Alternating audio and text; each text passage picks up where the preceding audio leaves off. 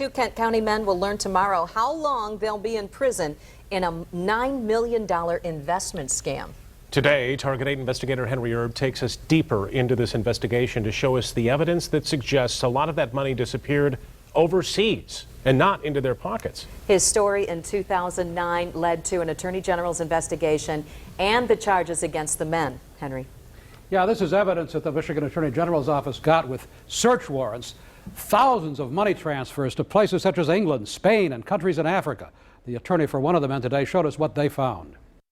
This is a Western Union money transfer being sent to somebody named Nicholas Wing in the United Kingdom for $2,500. Attorney Bob Hamilton says he has 3 disks with at least 5,000 money transfers, and he says the Attorney General has boxes more of such records. He represents accountant Danny Van Leer, who, along with the salesman in the scheme, Jeff Ripley, faced as long as 6 years in prison after pleading no contest to selling unregistered securities.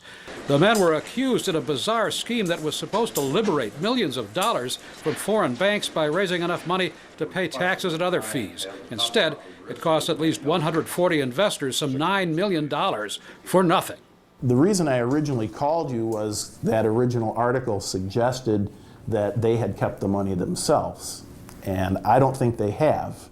He says Van Leer was involved for 5 years in the scheme and got about $100,000 for expenses, and he thinks Ripley got more because he devoted all his time to it. Here's one that was sent to Accra, Ghana for $2,250.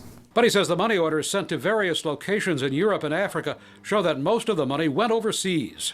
$2,385 to Nigeria. But who actually ended up with all that cash? I can only speculate, but it's my belief that the scam, the true scammer in all of this is Mr. Hershey, and he's the one who is ultimately accumulating his funds for his own personal benefit. Dan Hershey is a man from North Carolina who Ripley, early in the scheme, brought to Michigan to vouch for it.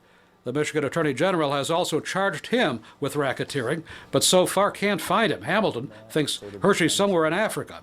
He says it's also possible that Hershey was being manipulated or conned by somebody else. Maybe, but it doesn't really rule out Ripley and Van Leer as the guys behind it. The money might have been coming back through Mr. Hershey or somebody else to your client and Mr. Ripley.